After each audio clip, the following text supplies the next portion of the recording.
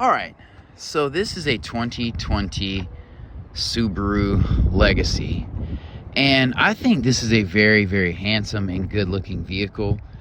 And I feel like just from the way it looks inside now, it does not get enough shine. And I think that's because all of the commercials you see are for their SUVs and people like driving up a dirt trail, or like being in Oregon somewhere wearing a beanie and like a puffer vest. And so you really just don't see these enough. And then in the streets, it's all about like older Subarus that are like heavily modded. I think it kind of falls in no man's land, honestly. You know, because if you're looking at something with all-wheel drive and capability in snow and ice, you're gonna want a little bit of a higher ride height. And I would honestly hop into an Outback before I grab this Legacy, but I'm gonna take a look at this. You know, it definitely has a flat back, so it has a wide opening for the trunk, a good amount of space back here, and the seats do fold down, so that's a very, very nice function. This carpeting doesn't look the greatest. It doesn't feel the best quality, but the trunk feels good. It's a lighter weight, and this is a limited model, so it should be, you know, have pretty good specs. It's a 2020, so it's not super new, but you have soft touch here, you have stitching here, soft touch here, automatic windows, which is dope, and this feels very, very luxurious right here. Stepping in the back, the floor, the footwell is a little recessed, and you have heated seats back here and USB charge ports, so that is very, very nice. Looking at the door, it closes solidly. It's kind of in the shape of the Nissan Altima, so if you're familiar with the shape of those doors, you'll be familiar with these. Soft touch, soft touch. That is hard touch, soft touch, soft touch. There's leather seating back here. You have mat pockets on both sides right here. You know, you have the vents back here, so this is super nice. I like the perforated leather.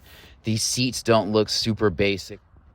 I wish this was probably a charcoal gray or a little bit darker, but I get that it would make it feel a little bit more enclosed and claustrophobic. Visibility is not great back here, but that's what you have a backup camera for. Your cup holder in here is a very good design. You know, the doors close solidly, like I said. Here's a view of the cockpit from the back. So I feel like Subaru has taken like elements from different manufacturers. Like some of that, like that center stack kind of looks like Volvo-esque. Just kind of melded them into one car. So the DNA of this car is kind of iffy. I like that this is smoked. I wish that would be, you know, LED. It could be, but it looks to be incandescent. So we'll hop out. We'll hop in the front. These doors feel a little bit more lightweight, so I feel like they use a lighter metal on this car just to maybe keep weight down, because Subarus are not cheap vehicles. Obviously, this is all going to be soft touch. These buttons feel really, really good. You do have memory seats in here. This is soft touch. You have 2 memory seats. And then you have the Harman Kardon sound system in here. You do have lane keep assist. It looks like you have radar cruise control as well. You have paddles in the back. This has a 2.5 liter engine. I believe it's naturally aspirated, so you got that flat boxer engine. We'll take a look under the hood shortly. This is soft touch. This is soft touch. This is soft touch with stitching. So you have a lot of nice touches in this vehicle. You know, the trunk does pop open automatically. That's dope. I love the placement of the e-brake here. I like this shifter here. I love the cup holders here. You know, this doesn't feel as spacious as a Camry. And,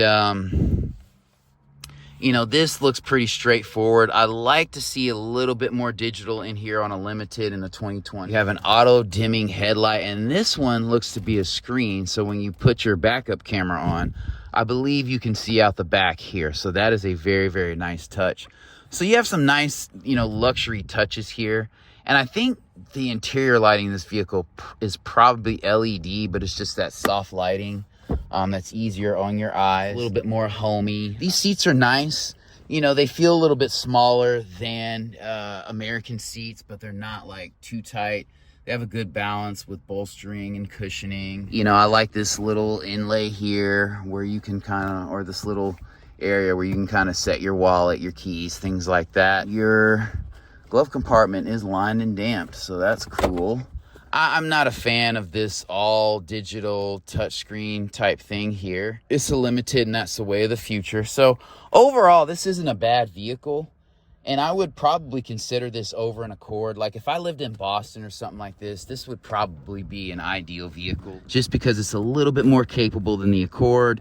And if streets, I'm not gonna be driving it through like a ton of snow and slush, but if the streets are bad, you know, or they have a little bit of ice and salt on them, it just gives you a little bit more confidence. Wheels are a little bit bigger. These appear to be 18s, and they are.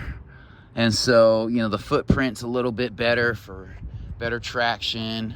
And so, yeah, this definitely looks like an adult sedan, a mature sedan, a classy sedan. It almost has like Honda Accord vibes, you know, before they redesigned it. But it definitely doesn't look old. It's just more of a traditional styling on this vehicle. So you have the Boxer 4-cylinder, you know, the pistons are diagonally opposed. So changing plugs and stuff is going to be a hassle. Your battery is there. Your dipsticks are all here. Your coolant's there. Your oil cap is there. Your oil filter is there. You know, your air filter is right there. So it's just an interesting setup. I mean, you know, it allows for the hood to be a little bit flatter, but overall a very, very well-styled vehicle. I wish the accents were a little bit bigger, but if I was looking at a Camry or an Accord, I would look at getting this vehicle. The space is not quite there, but yeah, a very, very classy, understated vehicle. The only thing I'd probably change is visible exhaust. Maybe 2 exhaust pipes coming out the back here, or quad exhaust.